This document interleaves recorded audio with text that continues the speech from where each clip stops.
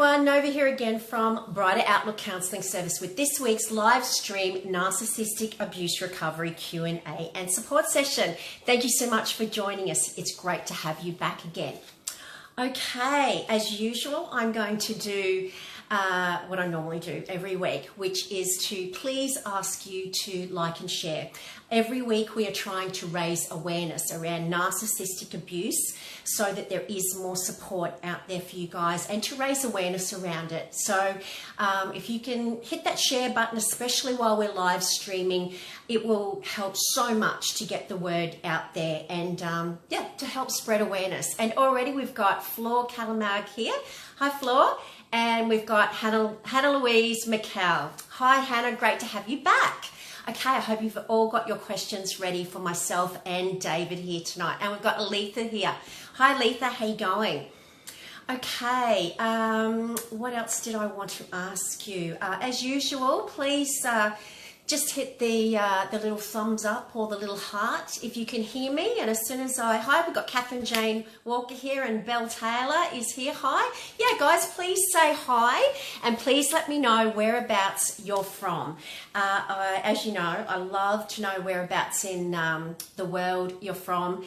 And yeah, it's just nice, I think, to think that, you know, there might be someone going through exactly what you're going through who lives really close, you know, potentially around the corner. So yeah, say hi and say whereabouts in the world you're tuning in from. Okay, what was I saying before? Oh, please just hit the like and share if you can hear me okay. And once I see those little hearts floating by, I'll know that the volume's fine. And we've got David Demars here tonight co-hosting the show. Already I can see David here. So I'm going to let David in and hopefully, fingers crossed, everything will go as planned. Add. And we've got Lee Maiden say, hi Lee.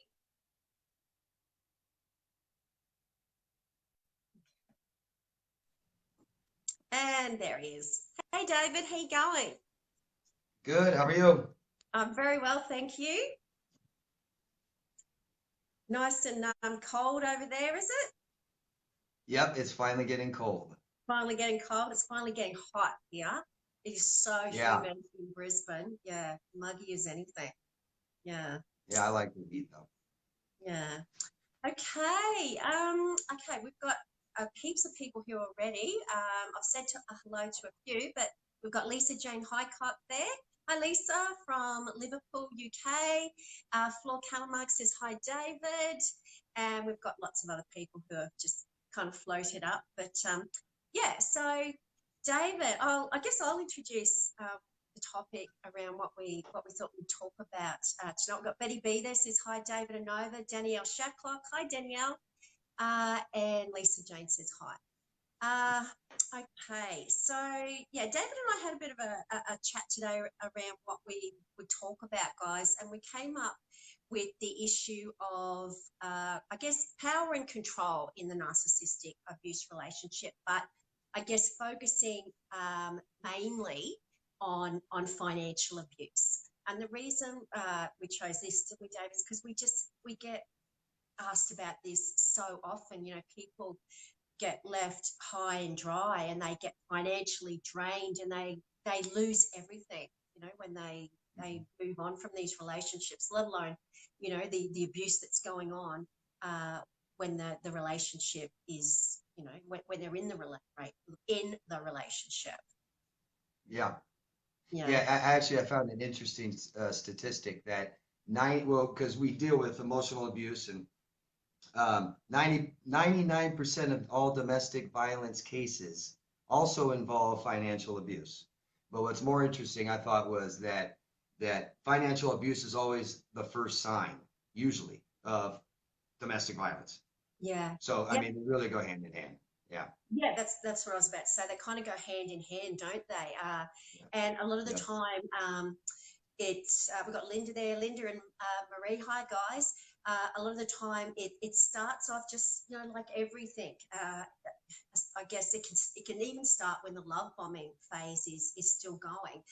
It starts off really slowly and subtly, and often comes under, the guise of caring, where they might say something like, "Oh, look, you look after the housework, and I'll do the boring old finances. I'll look after our taxes and manage the accounts because it's you're not very good at that stuff and you don't like it anyway, so I'll take control of that."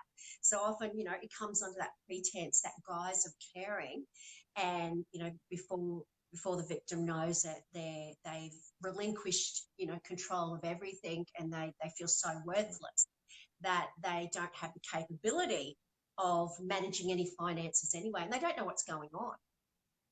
Mhm. Sure. Yeah, I mean, there's all kinds of different ways that this happens, all kinds. And there's control, there's exploitation, all having to do with finances. And I mean, you know, some people might think, oh, they're forced to work. No, they may be not allowed to work. That's a good way to start financial control. So Yeah, there's all kinds of different ways that this goes on, yeah. this happens. And I guess, that with the narcissist being so manipulative, you might think, and this is not a gender issue either, you might think as the mother or father that you've made that decision, not to work, or not to go back to a job because, oh, those Mm. people don't treat you very well. They don't pay you enough. You're worth more than that. And they might put it inside your head that you've made that decision, whereas really you've kind of been gaslighted into making those decisions. So it's all about handing power and control over to Sure, the toxic partner. Yeah, sure. And there's covert and overt ways of yeah, doing this. I mean, yeah, very covert, like you're talking about manipulative ways where, I was raised to, I was raised the old fashioned way to take care of the woman. So I like you at home. I like knowing you're at home for a while, yeah, or the overt way where, I mean, we're using intimidation, demanding. Yeah. yeah, yeah. Exactly. I came up with a bit of just for something different, with a bit of a case study, David, that I thought I'd kind of go through and we could talk through. And guys, if you can relate to this, we've got Mel there. Hi, Mel. From Maryborough, Victoria. Just let David and I know if you can. In this is the case study of one of my clients. Now, I saw her a couple of months ago, and I asked her if, with her permission, if I could talk very generally, because I thought it was a really good example of of power and control within the relationship, but really focusing, honing in on that financial abuse. And she said, please do, if it can help someone else. So tell me if you can relate, guys, and David and I will go through this. So this case study relates to a young woman. She's, I think she was about, when she got married, she was about, I don't know, 18, and pretty much the first love of her life, the first boyfriend, and she, was fell hook, line, and sinker for the narcissist, who was a bit older than her, because he promised her safety, and security. And she had, I guess, a bit of a low self-esteem anyway. So she went into this relationship and, was promised all of these wonderful things, all of these things about the future and how they were going to have a wonderful family together and go on holidays and have a house and that. And she believed it. This person, her husband, they were married now, professed love to her. She trusted him implicitly. Very soon she got pregnant. She had a baby, and she quit her job because he told her, I want you to stay home and look after the children. And that's when the ultimate control started. She was put on an allowance. She was advised that there was no, after she got her allowance, the husband spent all the rest of the money on bills. There was no money left over after she got her allowance. And she believed this. And a few months later, he went and they never went on a holiday. They never, did anything. She was forced to produce receipts for everything. He went through credit card statements, bank card statements. She had to beg for essentials like ladies' ladies things and ladies hygiene things and clothes and things like that, and beg if she needed more money to buy groceries. She I guess a little bit into the relationship, going on a couple of years, still being on an allowance, not being allowed to know how much money he earned, having no access to his money, him controlling everything. He would come home and go, oh, let's go out and celebrate because I just bought a house and a brand new car. And of course, what does this do to the thinking of this young woman who's got two little babies, tied to the house by now? It gaslights her, and she's trying to deal, I guess reconcile those thoughts that she's been going without. She can't even go and buy herself clothes, and yet somehow he'd found the money to go and purchase another house and hasn't told her about it. And anyway, it turns out she ends up leaving him years and years down the track. And it turns out that he's got money hidden everywhere, all of these different bank accounts, that they basically needed a forensic lawyer to try and find. And I guess the moral of the story, guys, was she didn't know any of this client of mine.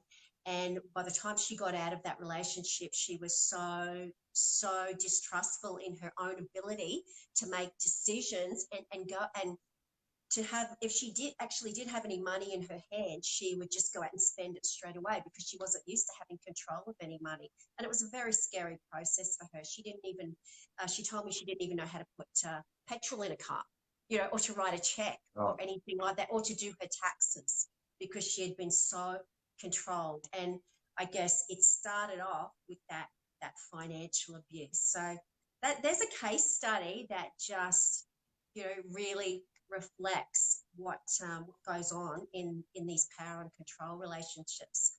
Yeah. It's that forced financial dependency. After so long, I'm so dependent on that. Yeah. That's the operative word, isn't it? It forces you to be dependent on them. Well, I mean, there's plenty of women out there, I'm sure, watching after a 20+ year marriage. If you aren't working, a lot of women may not finish education to start this family. You don't have to find yourself after a marriage is over. You don't have earning power. You don't have work history. And if you don't have any assets or any finances, you're in trouble. Yeah. Yeah. And often I've heard that these victims will find that the abusive partner, and once again, guys, tell me if you've had this experience, and talk to each other if you recognize your experiences in each other. But often they've gone, when they have relinquished control of their assets, and through trust, and because they implicitly trust this partner who's just love bombed them and made them feel so special, they relinquished control of everything a lot of the time, and then they come to find down the track that their partner's gone and sold things that belong to them, or they've ruined their credit history, or they've just made it impossible for them to they've just spent all the money. Maybe they've gone and gambled it all away, but there's nothing left. And that's just the tip of the iceberg, isn't it? Yeah, it sure is. It just gets worse and worse. Yeah. Another way I've noticed is commitments, financial commitments, right? Houses, cars, toys, boats, children's education. I mean, once you commit to this kind of thing, kind of prolongs that relationship. It's like, well, now we're committed for 10 years till we pay this off, 15 years. Yeah, absolutely. Yeah, and they wind you in, and they ensnare you in that relationship. They get you so tied up and enmeshed in their lives, especially on a financial level, that it's so hard to detach when you finally have had enough and you want to leave. It's often victims, as we know, especially when there's children involved, just take what they believe is the lesser of two evils, and they stay because it's just too hard, to move out, and they stay and they stay and they stay, and they keep trying to leave but the abuse has just made it too difficult for them. And, even when they do get out, maybe they've gone to a DV shelter, trying to go through that court process with someone who's narcissistic is so incredibly stressful. Absolutely. And it's so common that a narcissistic, or let's just say a narcissist in the marriage, might have all the finances. When that marriage ends, they're the ones with the best, the lawyer, not even the best lawyer. They're the only one can only afford a lawyer, Yeah. and you're stuck with this. I need money from him to get a lawyer Yeah. to protect myself against him. Yeah. Yeah. It's a double, it's a vicious circle, isn't it? And Well, the well, narcissist. there's one definite preventative measure, and I think that this needs to be applied in relationships. Maybe I'm old-fashioned, I don't know, but I think there should be separate finances in a relationship. And if you want to have, the relationship fund that we pay things for, or this is what we go to, on vacation for, or buy, whatever, bills, that's good. But we got to have some separate finances, and there needs to be something worked out. If you're the mother that takes care of the children, that's a job. There's no reason why you shouldn't have some of the finances that's brought in to that relationship. Well, you should have at least, you should have access to everything. You should have access to his wage. If you're, the carer, the primary care of the children, that job is just as important. As we know, when you get to the court process, your job is considered, if not more important than the primary breadwinner's contribution. So you've got to have access to everything. There can't be anything that's hidden. But I guess that's in a relationship, isn't it? When there's no one that's disordered. I mean, I've heard of my clients going through, having to go through the abuse, such abuse as having light bulbs removed. If they, a narcissist who's hell bent on not spending one extra cent on an electricity bill would actually remove light bulbs so they couldn't turn a light on in a room. Or, these people would be walking on eggshells, waiting for their partner to get home from work and going around and checking every door if the air conditioner was on, to make sure that they weren't going to be punished for leaving the door open while the air conditioner was on. And, what does this do to you? Walking around on eggshells to make sure that you haven't spent one extra cent that's going to enrage, the narcissist, or using a dryer. I've heard of that too. A dryer is supposed to, chew up the electricity. And I heard of one lady where the dryer was pulled apart because when she was a babe, when the kids were babies, and she didn't have much time to hang out the washing, she used the dryer once too often. So he actually dismantled the dryer because it used too much electricity. So she was forced to comply, and it's horrific. Well, yeah, I mean, I can use electricity, but you can't. I'm sure that happens a lot. Yeah. Yeah, and it's that superiority, isn't it?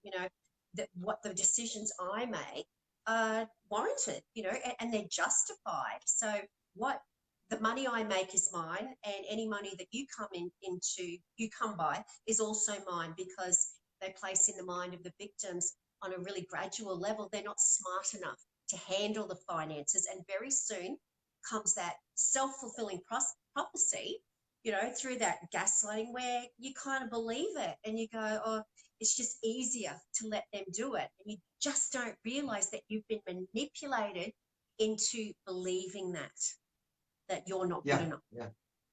It goes the other way. Like I said, exploitation.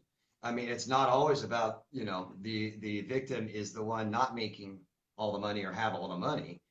You can easily be financially abused if you have the money or the income, and it's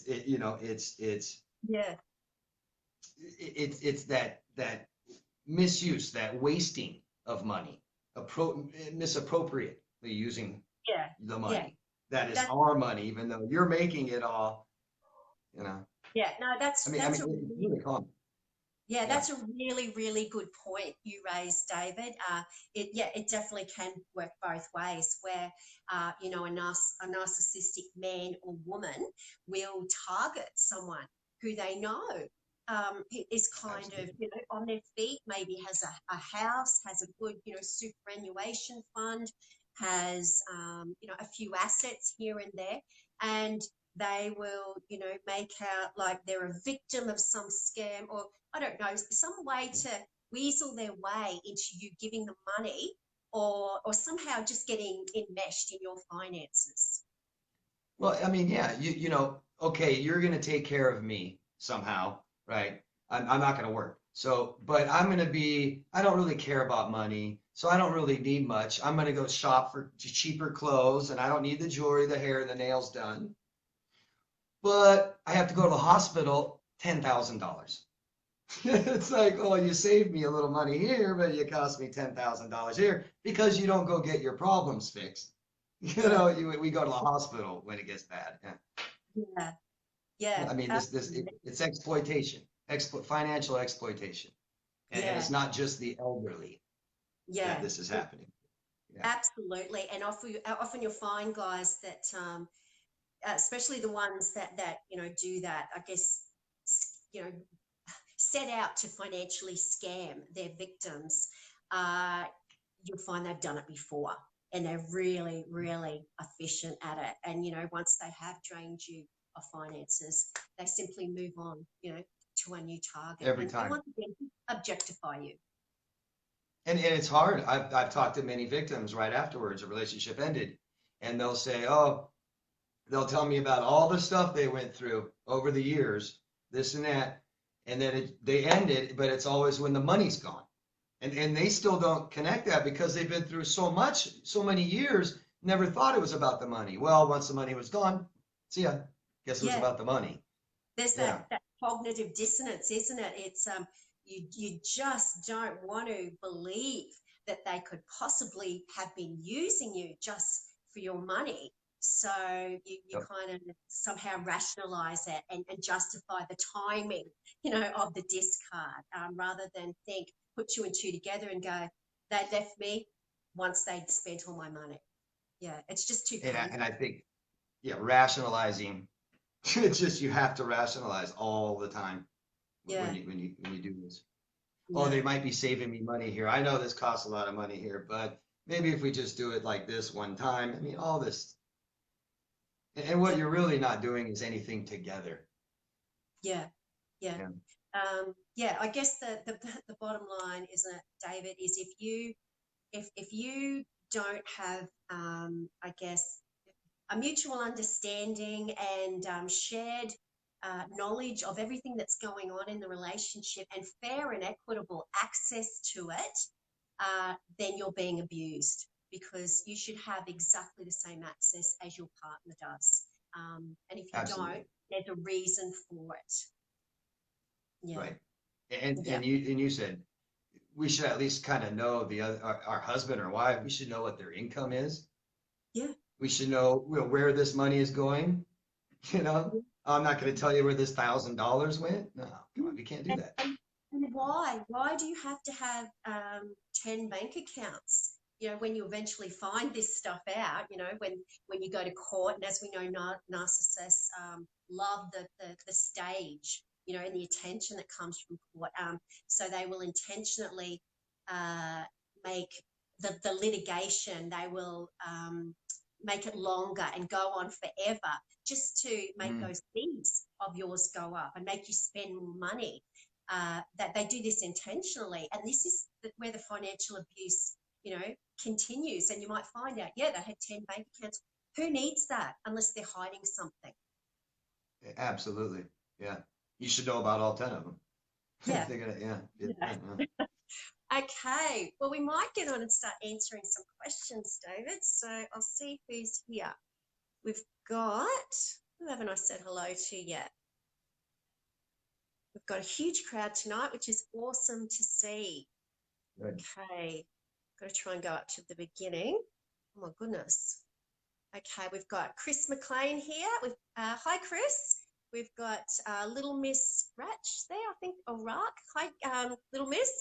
We've got Mel Lloyd, Mylene Carner. Hi, says hi, Nova and David. Hi, Mylene. Okay, Lisa Jane says, this was my ex-husband. I was allowed my own earnings, but he was definitely hiding money. Unfortunately, he is now controlling my daughter with money. Yeah, just going from one generation to the next, it sounds like. Yeah, we never had. I never kind of advocate sitting the children down and talking to them, all about narcissistic abuse specifically. But I don't think there's anything wrong, Lisa, with talking to her about, managing money and learning how to, bank money herself and having, a bit of control over that.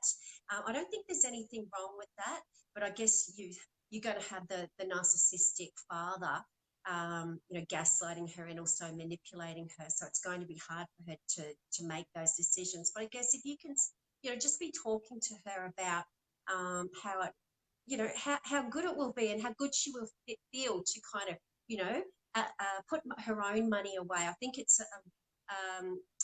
a really good place to start if you want to kind of get those ideas in her head that, you don't always have to have someone else controlling your money and that you can do it yourself. Yeah. Okay. Yeah, great advice. Teach her how to budget money, maybe help her get a bank account of her own. Exactly. Yeah, that's right, David. Maybe, Lisa, have a practice do it at your house. As we always say, the narcissistic parent is going to be manipulative. You can't change that. But what you can do is role model appropriate behaviours. So teach her at your house, get her, like David said, get her to practice budgeting and maybe, working for her money and putting a little bit away and talking to her about managing her own finances. So at least she gets that, that appropriate role modeling from you. Yeah. We've got Janine Leader. Hi, Janine. Oh, nearly lost you. And we've got Danielle Shacklock. Says, yes, I was 18 when I met my partner. And I'll just try and expand your question. Whoops. I was 18 when I met my partner. And yes, first serious partner. He was 10 years older, no dad to compare, which was a big factor. Lots of lies and manipulation in my case. Had baby by 21. Yes, children exaggerated everything. My ex spent all the money the whole time. He went out drinking. He would get angry if I spent $20 over in groceries, like full-on tantrums. But he would do what he liked. Once you have babies, it makes it really hard. They think that you can't do it by yourself. He took everything, ended up with boats and cars and money and massive super, and that he refuses to part with. I left and managed money well. I do my taxes by myself. I got my independence back. Oh my goodness. What do you say to that, David? A great ending to just a tragic, true example of financial abuse. Yeah, well, yeah, good for you for finally taking all this care of yourself now. I mean, we need financial independence, guys. We can't be dependent financially on people like that.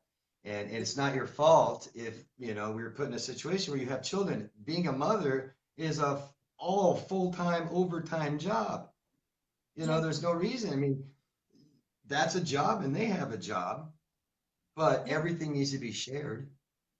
He takes care of the household chores sometimes and taking care of the children, and you're going to take care of the finances too. Yeah.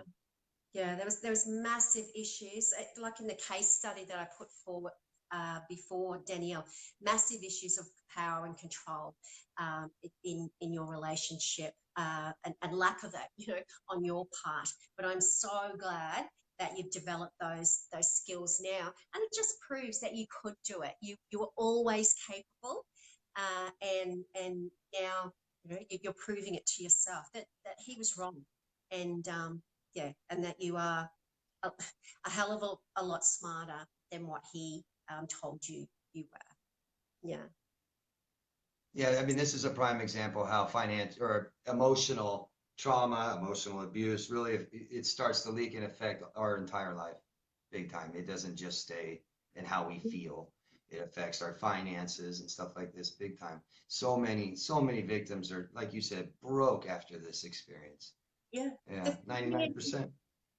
yeah, the thing is, if you've, for a long period in these relationships, guys, if you it's like gaslighting, we know, is slow and subtle. Okay, it's very, very subtle. So if you've been brainwashed very slowly to think that you are not capable of handling money and making those big decisions, which we know, you need money for, so many things. You need it to basically survive.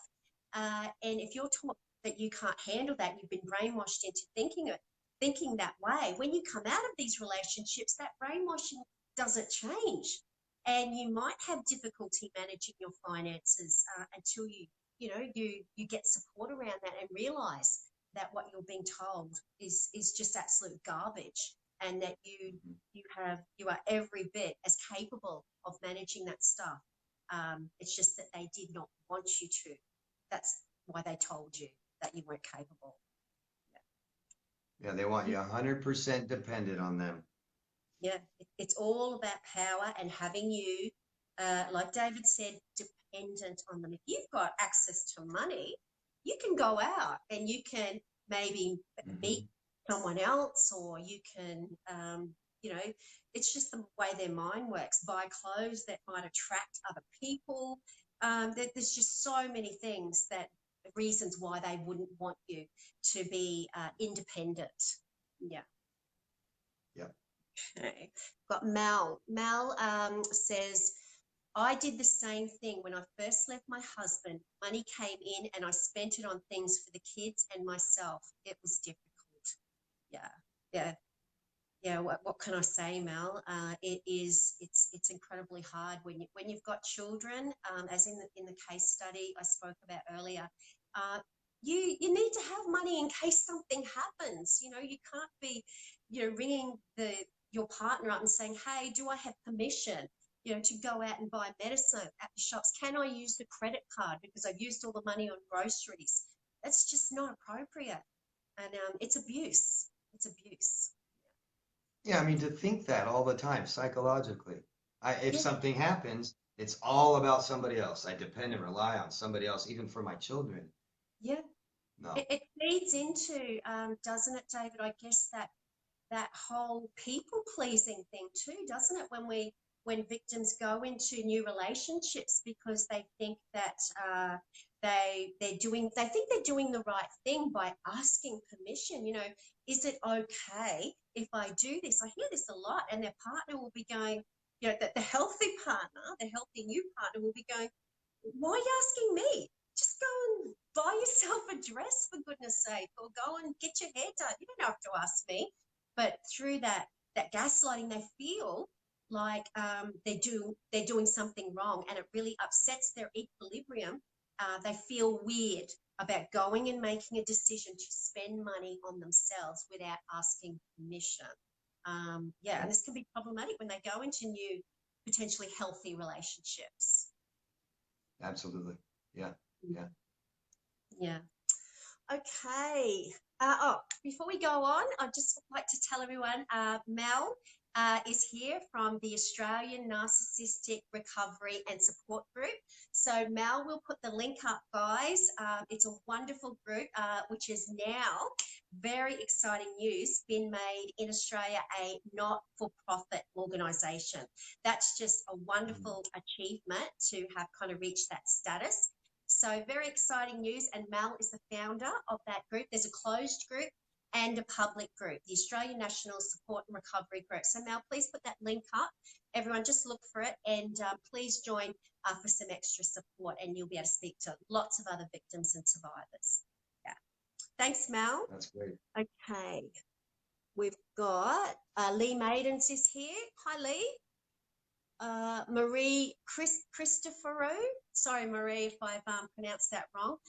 In my situation, he drained me for every cent while he spent his own money as well. Yeah, what's mine is mine and what's yours is mine, of course, now has left huge debt behind. Oh my goodness, which I'm paying for it, and it's created more debt. Yeah, but did you want to respond to that? Leaving how Well, does yeah, I mean, yeah, one of the things that we liked in another person before, as we start dating them and maybe as we start thinking about committing to this person, we like to know their history of finances and how they are with money. Very important. Money is very important. You just said money buys us the things we need. yeah, If you're with a partner that's horrible with money, like disordered people tend to be, yeah, it's going to be disaster. You're going to find yourself paying for things that they need because they wouldn't spend their money on something else. yeah, So, just like we want to know if somebody tends to be loyal in a relationship or has some education or, doesn't hurt people, a past of that. But we also want to know how are you with finances? And that's why we don't commit to people right away. exactly. Yeah. Look at their history. The only problem there, and this is why victims have so much trouble trusting, is the very nature of the narcissist and the narcissistic rage is that, can you imagine, and I'm sure you have heard with your clients, David, that if you question them or dare to say, to ask them about, previous financial I don't know, a financial history, either they'll lie and they'll produce false documents, or if you ask, they'll burst into tears and go, "Oh, I just can't stay in this relationship if you don't trust me," or they'll get angry, or just not some sort of narcissistic rage because you dared to question them, and I guess then they threaten either covertly or overtly to leave, and then that the victim acquiesces and they go, no, no, no, no, it's okay, it's okay, I trust you, I trust you. And this is all part of the getting you to not ask them questions. It's just despicable. So it's so difficult, guys, but I think this is something that it's a red flag for you. And if you go into another relationship and they, pull out that narcissistic rage or the tears, if you ask a legitimate question, which is tell me about your financial history, that's a big red flag there. Because why wouldn't they want to be, open? I guess open books about that kind of stuff. There's nothing going on. Or if they're volunteering, and this doesn't mean you're a bad person, but if somebody has a history with massive financial problems in their life, like some of us have some problems, but we need to be aware of this, and if you hear them always blaming the other person, but it keeps happening, you have to at least say this person has some financial problems in their life that needs, Yeah, it, yeah. it's it's about it's about protection, isn't it? You've got to, when you come out of these relationships, you've got to be so mindful of not getting back into another one, which is so common. So you have to protect yourself, and that requires it might require doing a bit of that detective work, but I guess that's better than falling victim to another bout of emotional abuse with a predator. Well, I always give reasons in my videos about why not to commit very quickly in relationships. This is one more reason. Mm, yeah, Yeah. Take your absolutely. time, guys, before you commit to people. Yeah, Yeah. and even I guess I'm so mindful of you guys protecting yourselves as David is, that even if when you do commit, maybe a year or 2 years down the track, take the relationship very, very slowly. Why do you need to, in mesh? I know there should be an open book with regard to, finances, so that you trust each other and you can see what's going on. But why do you need to have their name on your house? Or, why do you need to have, if you've got a substantial amount of money in the bank, why do they need to all of a sudden have access to that? I think should be something that, that gives you a little bit, there has to be a little bit of independence within the relationship, that falls within, that those boundaries of trust. Yeah, Yeah. yeah, Yeah. yeah. I mean, they will always speed the relationship up. No matter what they really want, they're gonna try and get that commitment, that investment right away. We always Yeah. feel uncomfortable. Well, this is too fast, you know. And finances is perfect way to get enmeshed. Yeah, Yeah. yeah. Put your name on something. Let's open up a business together. Oh, the another You put the one. money up and I'll work. Yeah. Yeah, yeah. Another one I've heard, David, is this just came to me, is getting them to getting you, that I guess the person who's non-disordered and potentially quite stable, maybe you've got, you know, a couple of assets, getting you to go guarantor on a loan. I'm sure, you know, at least a couple of you have been through that and then just been absolutely taken to the cleaners because you know, they've fallen short on payments, they've skipped town, they've discarded you, and of course, then the loan falls back on your shoulders. So these are all things you Mhm. have to be really, really, really wary of. Yeah, I mean, back to commitment. When you're committing with someone, you're accepting everything about that person, Yeah, pretty much for life, right? I mean, that's what you're saying. So yeah, if you want to, if you find out how this person is with money, be sure. yeah. Yeah. I mean, I've heard everything. I've heard, you know, of people getting, getting us to go guarantor on a loan. Is that what you call it in the States? A guarantor, when you sign that if they fail to pay off the loan, then you'll come in to, guarantee it. Is that what you call it? Well, I mean, there's all kinds of, we don't call it that. You can have a cosigner even just for a loan. Okay. Yeah, you know, a lot of times, I mean, parents get in this situation a lot. You know, the kids don't have Yeah. any credit. Dad, mom, will you sign for it? Well, you're just saying that's my loan now. If you Yeah. co-sign for something, yeah, Yeah. and it It's doesn't the matter if same. you have that. If your name's on it, doesn't matter. That person doesn't have to pay a dime. Someone's, you know, both of you are responsible for it. Yeah. Yeah, that's right. And the thing is, they'll come up with, the excuses. I've heard one particular excuse was, I've got a settlement coming in, and that's due in a couple of months. So if you can just go, loan me this money, loans that aren't really loans, or they might come back later and say, you didn't loan me that money, you gave it to me, it was a gift. Loans, or going guarantor on a loan, and all under the guise of, oh, I've got money coming to me, there's a settlement, Oh and man. I'm due this payout, and then I'll just go and pay it off in one big lump sum. And meanwhile, this is just pathological lying. Oh, I've heard that so much. The financial future faking. It's like, Yeah. yeah, I have a lot winning lottery ticket. It's gonna win the next time. Yeah.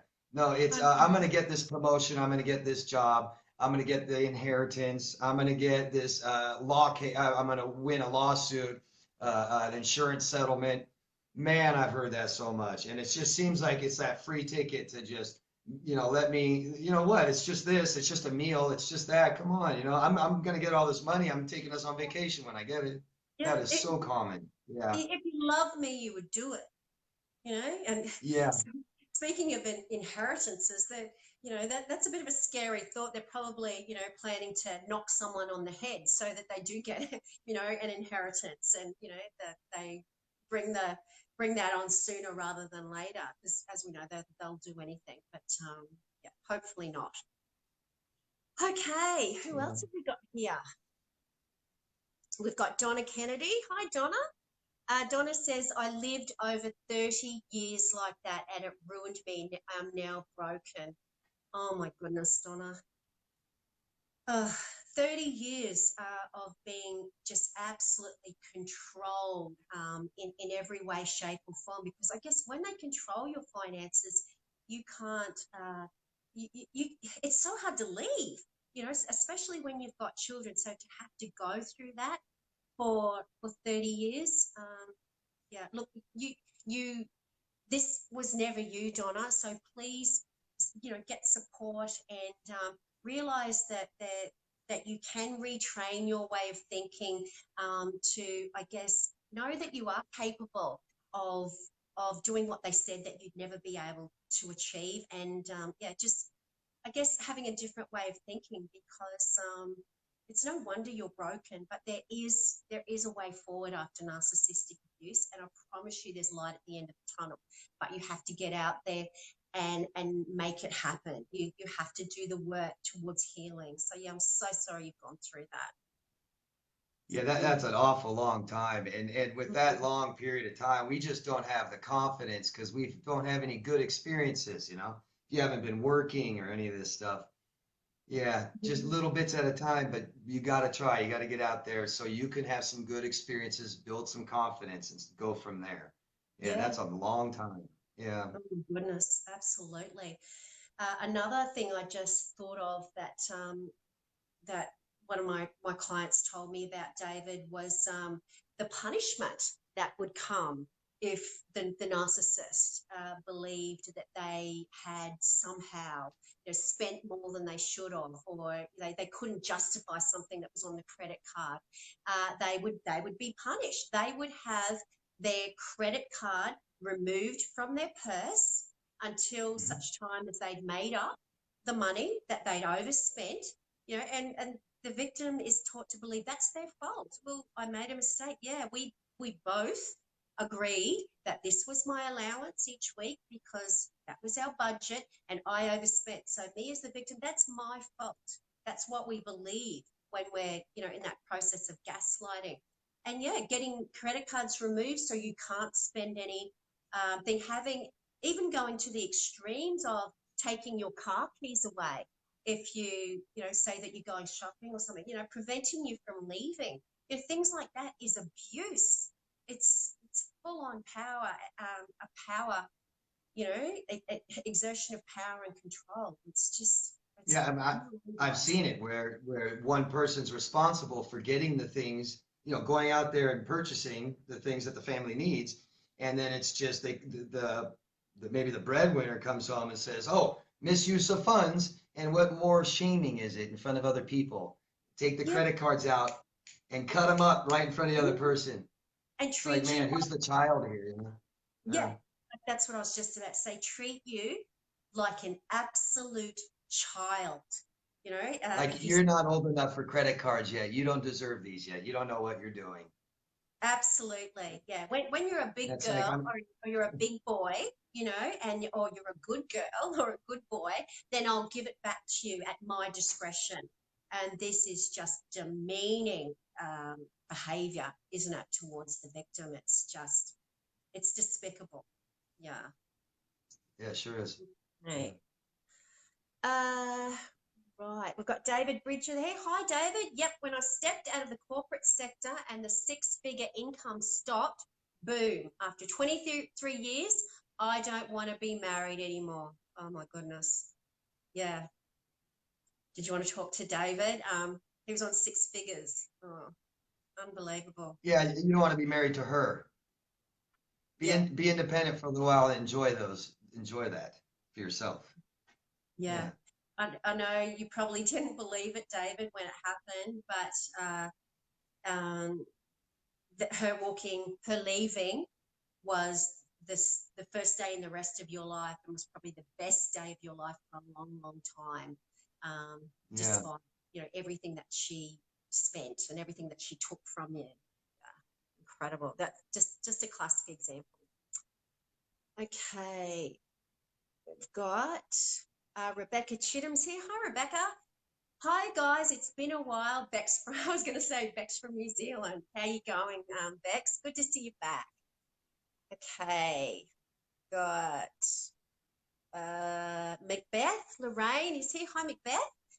He never contributed towards bills or expenses, expected a lavish birthday cake, which I bought him, but no effort on my birthday. Oh, isn't that just classic, David? Yeah. Yeah. I don't know if this sounds familiar, but I know people who have felt like, I mean, they're taking care of maybe a borderline or narcissist that's just frivolous with their money, but with no safety and security in that relationship. I know that some people feel like, well, if I give them the money they need, I have a little control at least over the relationship. They won't leave me. Yeah. And they do that. They'll milk these big lavish birthdays and celebrations. And well, it's my birthday, so I'm going to need this. I'm going to need that. This is a special birthday this time. This is Christmas. My parents are going to be here. Don't embarrass me. I'm not working right now. We need something good and nice. I can't afford it. I had to pay for it. Yeah. It's It's just it's just manipulative. exploitation. Yeah, Yeah, more. absolutely. Exploitation. And I don't know And if that's familiar to her. I don't know if that's what she's going through, but let us know I've if that. seen it. I've seen it. I've seen so many men do this to women too. So many men just they want their cake and eat it too on every birthday, but they really don't do anything for the other person, and it's like accepted. It's like the first year of the relationship. Okay, I don't have the money. I wasn't working or whatever excuse is. But what about the fifth and sixth year? It's still no reciprocation. And I'm not saying that tit for tat, gift for gift like that. Yeah, But you guys know what I mean when there's no reciprocation at all. It's like now it's just spoke. It's not even spoken. I'm going to take care of you every year for your birthday, every year for Christmas, our anniversary. I'm going to do something good for you. yeah, That he'll make it sound like, oh, you're doing something good for us, but really, I'm doing it. I'm doing it for you. yeah, yeah.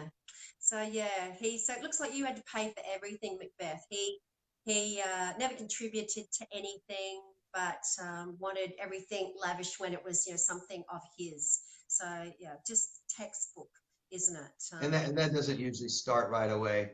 I wouldn't doubt it if he paid for the first date you guys went on.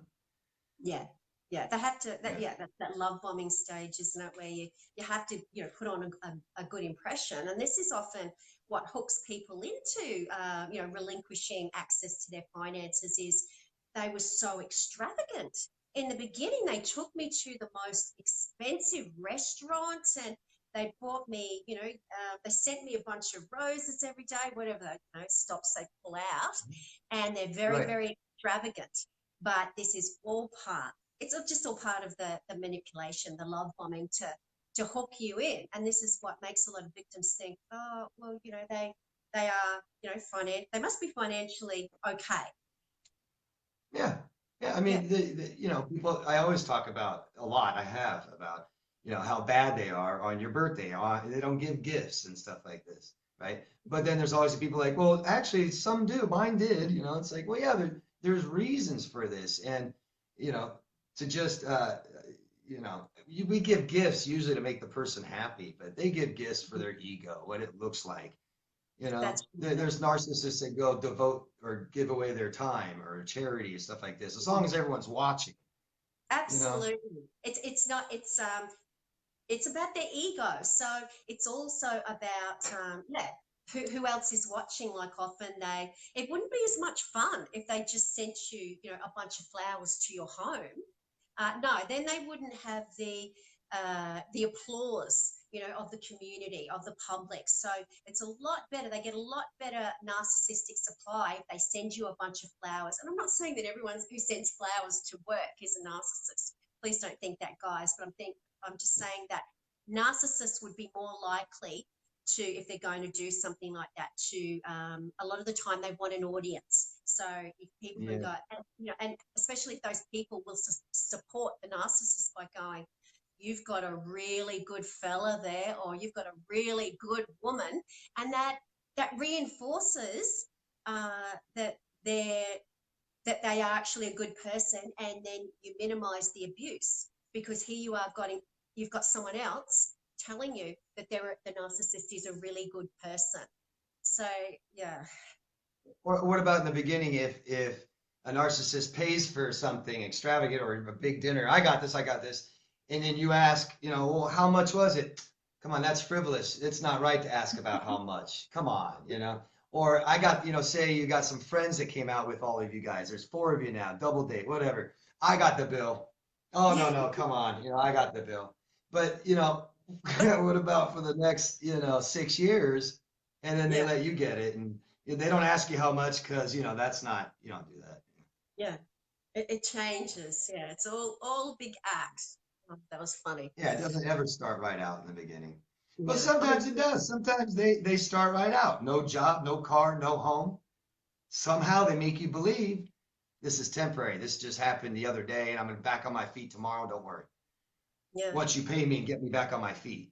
Yeah. Yeah, absolutely. It was the ex. It was all the ex.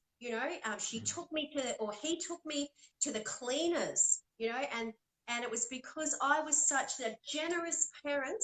And I said, look, you keep all the furniture and you keep the house and the car and that. And that's why I have no money, because I was so selfless, and I left everything for my kids. That's why I have no money. And they'll just come out with all these stories around why they're poor. Sure, sure. And us victims might have similar stories, but that's why Yeah, we wait true. to commit. Yeah. Yeah, Again. yeah. Now, there's a big difference in that the victim will be speaking the truth, whereas the narcissist will be pathologically lying to garner sympathy, and play the victim role from anyone who will listen. Yeah. Rebecca DeMarco And says, financially, you're always going to see patterns financially. Someone isn't horrible with money and now they're just really good forever. It's just you're going to see this. You're going to see these yeah, patterns come up. You will. absolutely. Rebecca says, every time I catch one of your live feeds, it is completely relevant to what I'm going through. Oh gosh, I don't know if that's a good thing or a bad Yeah, thing, yeah. Rebecca. Maybe we could tell you what we're doing in 2 weeks' time when David comes back, so you know what you'll be going through. No, I'm just kidding. Uh, I'm just glad, yeah, that you benefit from it, Rebecca. And it's a horrific thing trying to battle through the power and control with the narcissist. And the thing is, this is another thing I just thought of, David, when they try to leave, which is so hard, when everything will often be in the abuser's name. And this is another form of control. Guys, they will put, houses and all the bank accounts and anything that bank where there's any money will all be in the abuser's name. So when you leave, you can't go and buy a house. You can't go and get a good lawyer to to represent you, and yes, so this is a lot of the reason why they stay, because they have the financial abuse is just so bad, and they have access to nothing. They can't get their hands on anything to leave. So it's like, yeah, better the devil you know, which is stay in the abuse. Yeah. Okay. Who else have we got here? Uh, we've got Estelle JJ there. Hi, Estelle. Or they blame their financial losses on an ex. Yeah. Good timing there, Estelle. We just spoke about that. Yeah, it's all the ex's fault. If they weren't so abusive, that I'll flip the script, then I'd have some money. Yeah, it's always someone else's fault. Uh, Little Miss Rat says, yes, false documents. Yeah, they'll stop at nothing, won't they, David? Falsify documents to make it look like either they have got money in the beginning so that you trust them, or that there's perhaps when you're with them that, look here, there's no money here. So this is why you need to have restrictions on your credit card, because we don't have any money, and you can't just go around buying, tampons willy-nilly if you need them, because we have a budget. God forbid you go and buy any ladies' hygiene things. I know this is being, probably sounds to some of you really nitpicky, but I've heard of this where women and men just can't go and buy basic necessities because it oversteps, a budget, and it's abuse. Yeah, well, yeah, I mean, it's good to have a budget, Yeah. but what is the budget? Let's both let's just both sit down and let's budget together. You are going to budget me. I don't need, you know what I mean? Yeah. That's exactly right. It's not a budget if one person has decided on that budget and decided, here's the portion, we'll decide on a budget around. To decide on a fair budget, you have to have the entire pool. You need the whole pool of money, what's coming in, what's going out. Everyone has to know exactly what's going on. And then you sit down together as a couple and you work out a budget. A budget is not something that the toxic person has gone, I want this, and I've given, and here's a portion of money that we can work out, to spend on whatever. That's not a budget. No, That's it's manipulation. not. No, a budget is an agreement. Yeah. Yeah, you Yeah. agree on it. A fair agreement where if you're being lied to. This is the thing, a lot of them are being lied to around what actually is the pool. What is the pool of assets? What is the pool of money here? What do we actually have coming in to this house? A lot of you guys don't know or didn't know. So you can't work It's out a really real tough. It's tough if you aren't the one making the money. I know. I'm sure that's got to be tough. It's you got to have really that self-worth to really stand up to that other person if they're doing that. Mhm. It's tough. Okay.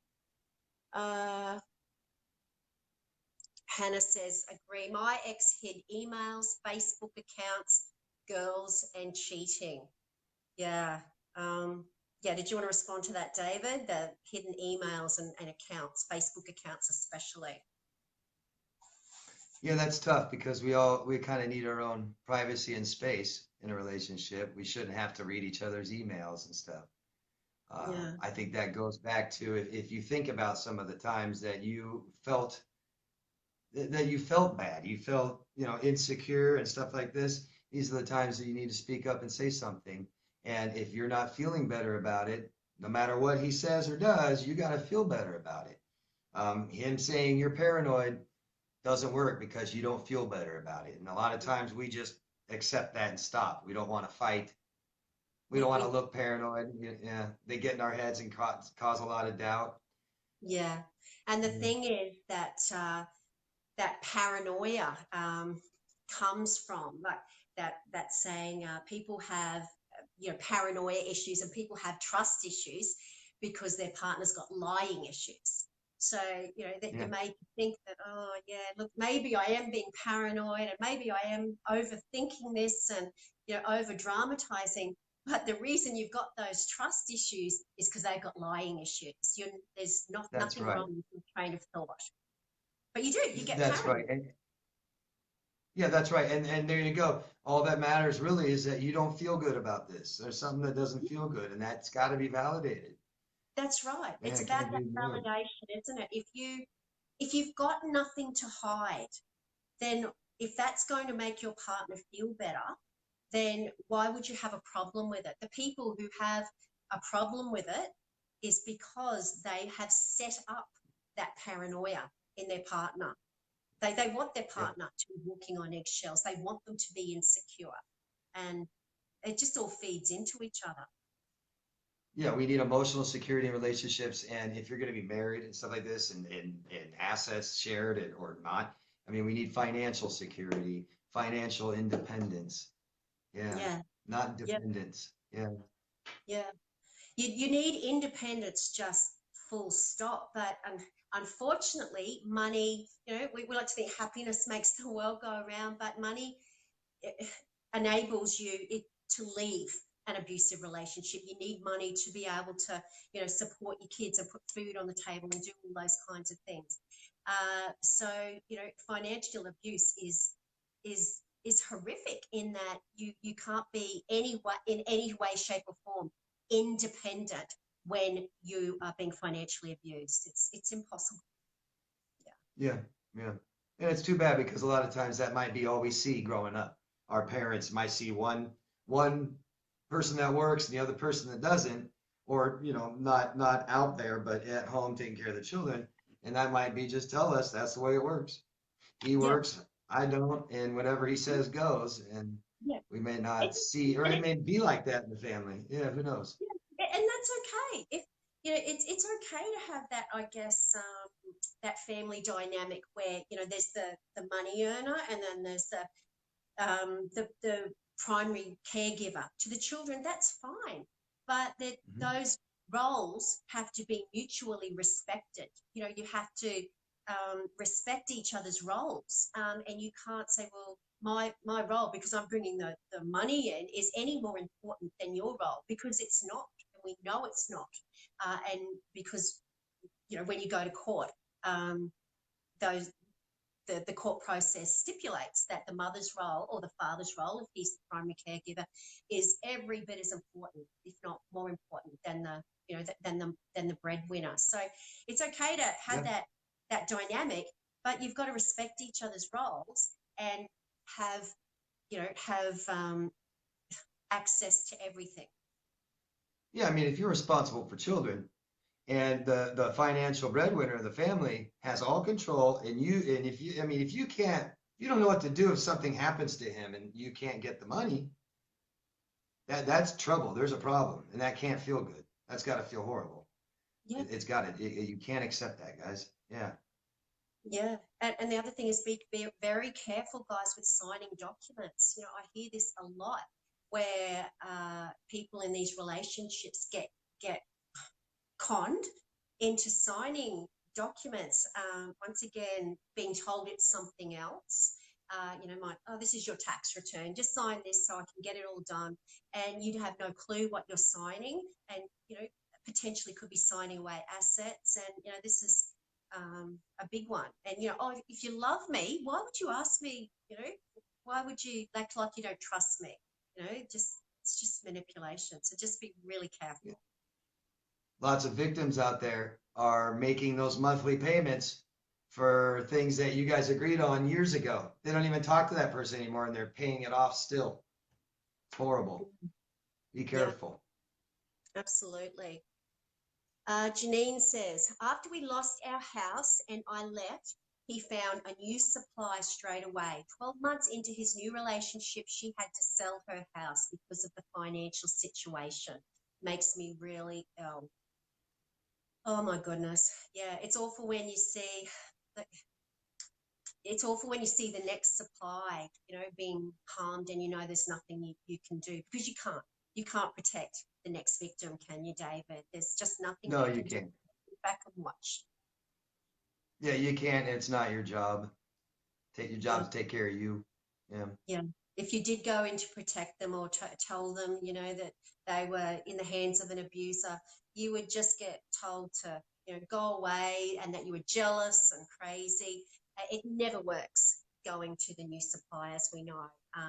And it's just heartbreaking, yeah, to sit back and watch that happen, Janine. Yeah. And I can understand how it made you ill. Gosh. Okay. Hannah says, nodding, David, I am so scared of meeting someone new. I'm staying in my bubble until I am healed and learned as many lessons as possible. Yeah, just be careful to venture out of your bubble, oh, Hannah. You don't want to isolate. That's what they do to us. They want you to isolate, don't they, David? Yeah. Relationships, failed relationships, number one cause of depression, and our depressed minds tell us things like this. Be really careful. If we don't, if we stay home and not do anything, nothing bad can happen. But Yeah. if you really want to heal, the best way to heal is with other people. Just being around them, just interacting. You'll be amazed. You don't trust right now. Guess how you trust people? By You have being to around trust them and them. hugging them and saying, I love you, and giving gifts. That's how you're going to learn how to trust people again, Yeah. okay? Actually, literally, the chemicals in your brain. Yeah. You learn by doing, don't you? And you have to relearn to trust, because you've had a big awakening, and you are going to have to relearn. And how do you learn how to do anything? Like David said, you've just got to go out there and do it. You have to practice it, but just have confidence in yourself, okay? That you have the ability, you have the benefit of knowledge of what you've been through, and you'll be able to pick up on those red flags a lot sooner, and your boundaries will be up here, so that you won't be, letting anyone walk all over you ever again. So practice. You'll never get good at it unless you practice. Yeah, that's right. You can't have confidence after relationships like this. And the only way to gain confidence is through interaction. You got to do it. You got to have the experience to have some confidence. So just start small. Get out there, push yourself a little bit. Friends, you don't have to date right away. You don't have to date ever. Just tell yourself that. Yeah. Even when you Yeah. meet people, you don't have to give them your phone number. You don't have to commit to anything. Start learning how to, have control over these things. Yeah. Yeah. Yeah. Great advice. Wendy Goulash is here. Hi, Wendy. Wendy says, I can't stand the energy from these people. It makes my skin crawl. Yeah, they certainly exude a very horrible energy. Once once you see who they are, Wendy, you can't unsee it. And unfortunately, it does make your skin crawl when you realize how you have just been manipulated and abused. Awful. Okay, who else have we got? Lorac Smith is here. Hi, Lorac. Barely living off what I am earning. My daughter is with my very wealthy ex. We never married together 20 years. Yeah, I don't think it really matters, does it, David, too much that you weren't married if you were together for 20 years. I know, there's de facto laws there where I think you have just as much right. We should have just as much right. Is that right where you are, David? If you're in a relationship for 20 years, do you know much about that? Well, I'm sorry. I don't think I understand the question exactly. She was just saying she's barely living off what she's earning, but her daughter is with the very wealthy ex, but they were never married. They were together 20 years. And she's saying, like, here she is. She can barely live off her earnings, and her ex is really, really wealthy, but they were together for 20 years. Yeah. I'm just wondering what it's like over your way when you're together 20 years, but you're not married. Does that still give you, do you know, the same kind of rights as a married person? Well, it's state to state here, 50 states, a little different, they vary, but there's also something called a common law marriage, where you live together a certain amount of time, you're actually considered married Yeah, in yeah. some I think states. a Yeah, de Nevada's facto. one. Yeah, I I'm think it's sorry? pretty much the same here. That if you're together, then you may as well be married. You're in that de facto relationship. But goodness, it's not fair. That is so not fair, Barack, that uh, you're barely able to live off what you earn, and that he's extremely wealthy. Why? So I'm assuming there was a lot of abuse going on there, and you didn't have access, the family resources, and that's why you're in the position that you're in now, which is incredibly sad, and it's not fair. It's not fair. Yeah, if he's wealthy, the child should start being prepared to be okay. Let's get an account in the child's name for the future, for college, stuff like this. So at least you're not responsible that much on your low income after the relationship is over. We got to start planning about these things. We especially when we're young, it's just so easy to rush into a relationship and give up all financial control, because we're in love. I know that, and Yeah, that's why I say you got to keep fun separate. And I'm telling you, the marriages that last and tend to keep the fun separate. Or the people that we learn this in our 40s and kind of just whatever in our 20s, and we yeah. don't do that. And So, so so, it yeah, really does. It's really important to do that. Keep your yeah. funds separate, I think when we're And young, we're still. you can have that collective joint account to pay the bills, go on vacation, stuff like that. But you've got to take care of you emotionally and financially. Yeah, Yeah, make sure you're taken care of. Yeah. yeah. I think when we're young and innocent, dare I say, you don't want to think that there's people like that out there, and unfortunately, sometimes it takes a really big awakening, like this to make you realize that these evil people walk amongst us, and you have to watch out for the red flags, and you have to protect yourself. We've got Lupi Aboj there. I hope I pronounced that correctly, Lupi. Hi, thank you for joining us. Just trying to see if there's anyone I've missed. Guys, I just want to apologise in advance, as I always do. I've come to the conclusion it's just impossible to answer everyone's questions. So we'll try and get through as many. We always try and get through as many as possible. But if we miss you, please talk to each other. We'll try and answer as many as we can, and it's a great excuse to come back next time. Yeah. Okay. What's this here? Macbeth Lorraine says, I'm surprised he didn't advertise his birthday on the news on TV, as he wanted to broadcast it to everyone and make a big deal of it. But my birthday, he couldn't care less. Oh, Macbeth. He'd forget. Oh, He forgot every year. I don't think it's funny, but I like sometimes you've just got to laugh, or you just burst out crying with every little thing they do. But it's just, I don't know why I get shocked. Yeah, put it on the news that it's my birthday, and then when yours comes around, just either forget about it or do nothing special for you, because it's not about them, and the world revolves around them. Yeah. So true, Macbeth. Who else? We got Tracy Webbs here. Hi, Tracy. My son trying to access my son trying to access his sons in a 4-year gap. Judge keeps putting everything back to me. So who has done everything he can to medication, and now the ex won't show the court and costing my son. Can't see the end of it there. So it looks like your ex has been extremely manipulative there, Tracy, and not being truthful with the courts. I guess this is where you need a good lawyer to be on top of getting those documents, which I know sometimes is hard, because they will just refuse to supply documents, even when subpoenaed.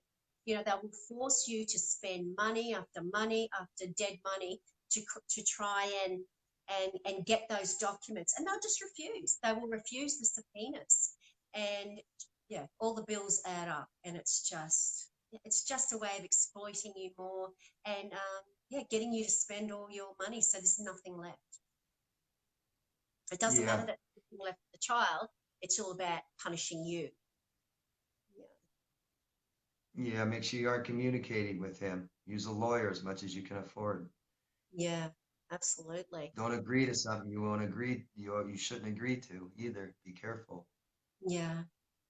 Okay, so we might just answer 2 or 3 more, guys, before we start to wrap it up. Rebecca Millard's here. She says, oh my God, yes, my ex would splurge on things, and everyone would always tell me how lucky I was. It was sickening. He'd literally forget my birthday, but then put on the act. Yeah. Oh gosh. Another one. It's a good thing not to put too much importance or expectations on our own birthdays and stuff like that. We all try to do that, right?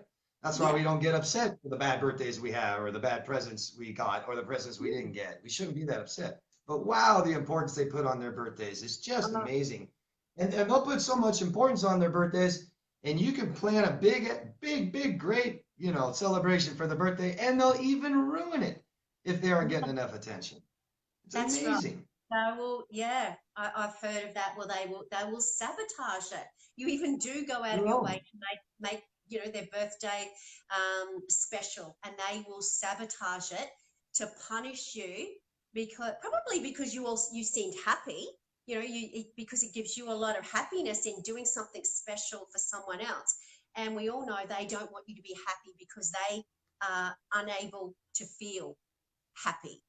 Yeah, and you just can't win. Yeah. All of a sudden, their birthday became, something more important for you than it is for them. So I'm going to ruin that for you. Yeah, this is my birthday. Yeah. It's like, hey, this isn't right. He's actually looking happy about the birthday party that she made for me. Even though it's exactly what I wanted, I'm going to ruin it because I don't like the fact that they're happy. They've got to ruin your happiness. Yeah. Yeah. Unbelievable.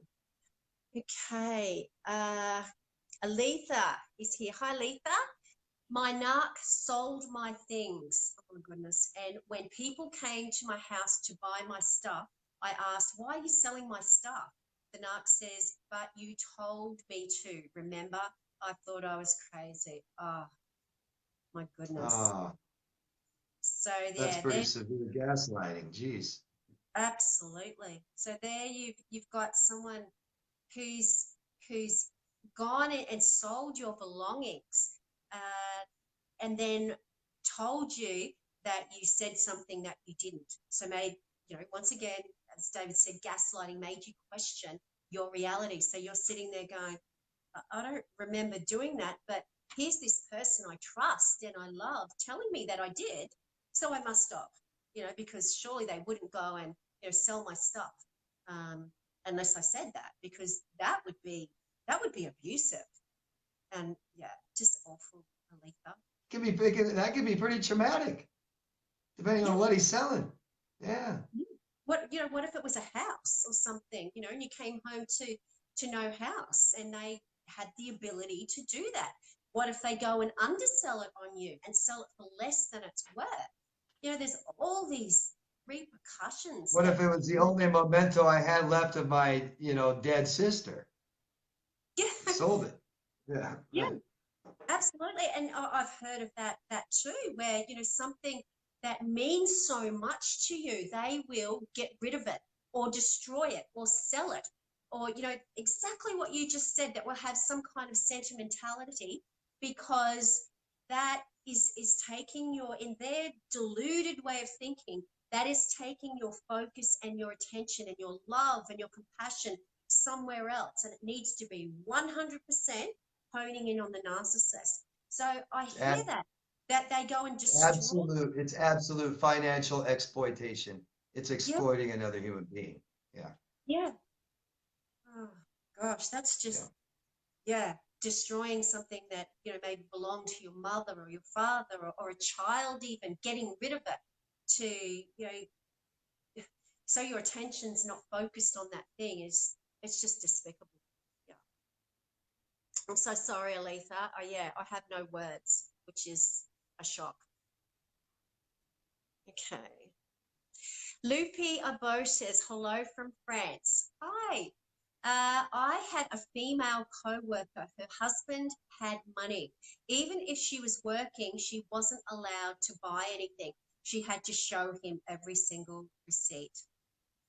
Yeah. Accounting for every penny spent. Yeah. And Yet you somehow, don't know yet he's got a private bank account. You don't know what's going on with yeah. And the thing is, Lupi, the more the victim, your friend, has been ground down and her self-esteem is just lower and lower and lower, and she's been gaslighted, she will start to somehow rationalize through the gaslighting that she should provide receipts, and that's her duty. And it's only when we start, um, when we really start thinking that something's going on here, that we start questioning that. But in the beginning, we're taught and we start to rationalize that we actually should be doing it, and it's the right thing to do, just through that gaslighting. Yeah. Oh my goodness, poor thing. Belle Taylor's here. Hi, Belle. How you going? uh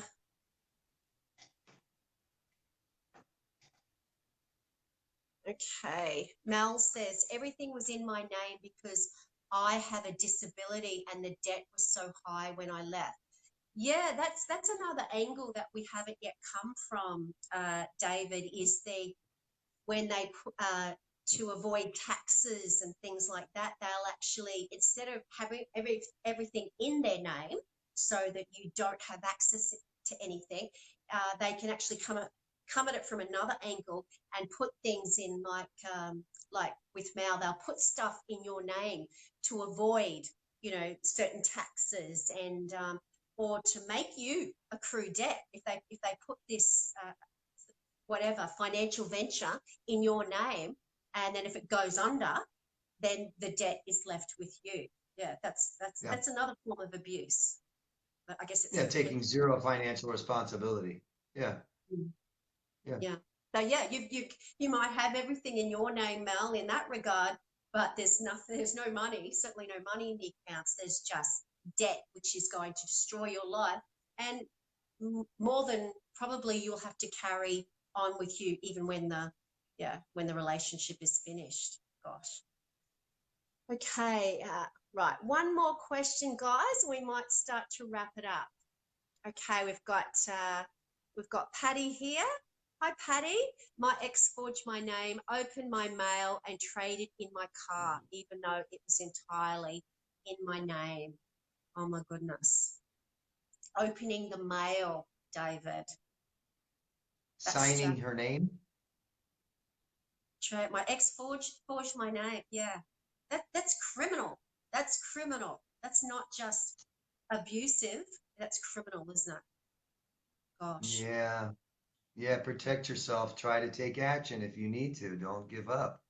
Yeah. Have yourselves, guys, a way out. You know, remember how manipulative they are and they were. If you're on your way out and you're thinking of leaving, have a strategy. Try and get some money tucked away. Manipulate the manipulator. That's what I say to these people who are trying to leave.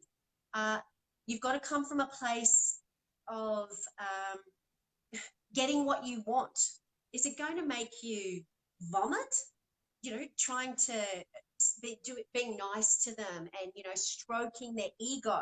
But if it will get you what you want to be able to move on, then do what it is that you have to do, as in manipulate the manipulator. And what does a narcissist love best? They love their ego being stroked. So, tell them they're wonderful, tell them they're the best thing since sliced bread. Do what you have to do to be able to fulfill that exit plan and get some strategies together and get a few dollars put aside. Just, manipulate the manipulator. Do what it is that you need to, guys. Gosh. Yeah, I mean that's always the biggest thing in an exit plan, isn't it? Finances. Yeah. And Yeah. I hear this a lot too.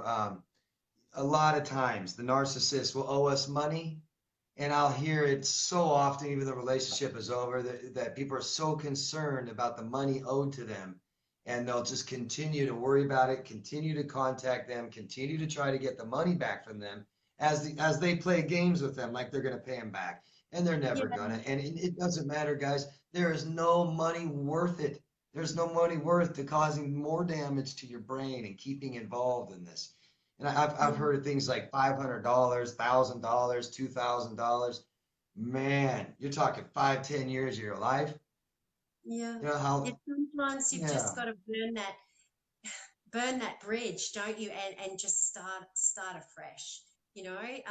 Yeah. This is where they really have to weigh things up and look at, is it worth the money over my mental and emotional health? Don't believe them when they say they're going to pay you back. And oh yeah, just Or is it really about the money, guys? Are you really staying tied in there because he owes you money or she owes you money? that's right. Or is Come that on, your be is honest. that your safety net to the Right. person that you're addicted to? Yeah, that's a really good point. And a lot of victims do that. They will carry on making excuses in their own head. Oh, it's because they owe me $500, when It's easy to really do. it's the It's real trauma easy to bonding, do. and it's that last little string that keeps them tied to their abuser, is that debt, or that they owe them something. When really, guys, it's the trauma bonding, and it's your connection to your abuser. It's like, I don't want to lose that connection. Yeah. Anyway, we might leave it there, I think. Once again, apologies, guys, for those of you who we didn't get to. David, was there anything else that you can think of? I guess just last pointers that you wanted to say about financial abuse before we go? Well, well, yeah. I mean, just some of the things we said and we talked about in case people missed it or need to hear it again. Financial independence, guys. Just think of that. Financial independence. It's good. It's good to finish school if that's what you were doing when you met someone. Yeah. Really good to finish school. It's good to wait. Don't commit right away. Let's not have children right away. We don't need to get married right away. We don't need to share finances and stuff like this. Yeah. Also recognize mothers, and I know you do, but child rearing is a job, a big, big job. And I don't Yeah. care if he makes a lot of money or she makes a lot of money. If you're the one taking care of the baby or the kids, then Yeah. everything is equal. Yeah. Equal. We've got Lish Young there. Yeah. Hi, Lish. Yeah, the parenting role is every bit as important, and you know this, guys. Don't let them minimize it to you, your your contribution in the relationship. But yeah, I guess my last point would be financial abuse is it's one of the most powerful ways to keep victims trapped. You know, and this is ultimately what it's about, isn't it? It's about power and control. And when you are completely 100% dependent on your abuser, you feel trapped, you feel isolated, and you probably feel embarrassed too. You know, imagine talking to other people and going, oh, I get given $50 a week to spend on groceries. You know, after a while, when people start to say that's not right, that's just not going on, and they start maybe saying things about your abuser, and you don't like that, you get embarrassed about talking about your problems, and potentially you defend the abuser, which happens a lot. So yeah, it's a powerful way of keeping you guys trapped, and don't do not minimize the abuse. This is absolute 100% abusive behaviour, and it's not to be tolerated in any way, shape, or form. So if this is happening to you, please get an exit strategy, guys, and get out. Yeah. Yeah. And like I said earlier at the beginning, domestic violence relationships all started financially with some financial abuse. So you guys always want red flags, you know what to look for in people. Look for finances. That starts there with emotional abuse. Yeah, absolutely. Okay, David, we might leave it there. Look, thank you very much for joining us here tonight. I love having you here, and I look forward to you coming back with just such a wealth of knowledge around all this stuff that we talk about with regard to narcissistic abuse. I hope we've been of help, guys, to help you. I guess weave weave through the roads on your journey to recovery. If you've got any more questions, please just comment below. We will try to get back to you as best we can. Look, if you're not watching this live, sorry, if you tuned in late, this will be on the timeline for Brighter Outlook, and it will also be on David's YouTube channel, which is Damar's Coaching. So please flick over there, and if you've missed the whole thing, and you'll be able to watch it again. And it will also be on Brighter Outlook Counselling Services timeline to watch anytime you like.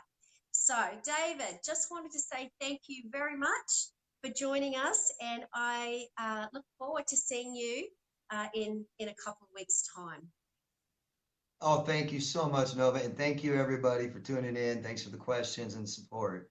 And this will be on my YouTube channel. So my supporters, if you can do us all a favor by helping this information get out by supporting people trying to do this, like Nova. Please, I'm going to put a link down in her channel, Brighter Outlook Counseling Service. Just follow it and subscribe, please. She's brand new in YouTube. So try and help and support her. And the other thing is, David, is to everyone watching, keep saying this, but share, share, share. The only way we're going to get the word out to help other people is to share this information. And you never know who might look at something that you have shared and just go, I didn't know that I was in a relationship with a narcissist. I didn't know I was being gaslighted. I didn't know I was being, financially abused, or I was trauma bonded. So this is why it's really important to share. So if you can do that, please, we would love it if you could do that. That would be amazing. Yeah, we're talking about lives saved, CPTSD. People are committing suicide every day from it. So you could be saving a life by just sharing it. Yeah. Absolutely. Thanks. Yeah. Okay, David. Love having you here, and I look forward to seeing you in a couple of weeks' time. So have a great rest of the night, and I will talk to you very, very soon. Thank you. You too. Bye, Australia. Thanks. Thanks, David. Bye. Okay. David, I'm not sure if for the newcomers, David joins us live from Las Vegas. So he gets up at 2 o'clock in the morning to join us here. So yeah, very, very appreciative of David's help. Okay, for those of you who are new, I'm a counsellor, and my passion, my specialty is working with victims of narcissistic abuse. That's what I do every single day. But not only is it my job, it's my passion. So if you would like to have a private session with me, please just inbox me here at Brighter Outlook, and I would love to be able to support you on your healing journey. So yes. On that note, I would like to say thank you for joining myself and David. The live streams are on every single Tuesday night, 7 p.m. Brisbane, Queensland, Australia time. So if you're in the UK or the US, you just have to try and work out the difference. 7 p.m. Brisbane time, every single Tuesday night. And I'll be here with more topics and to answer more of your questions, as will David. So see you later, guys, and see you next Tuesday night. Remember your worth, and then add tax. Bye, everyone.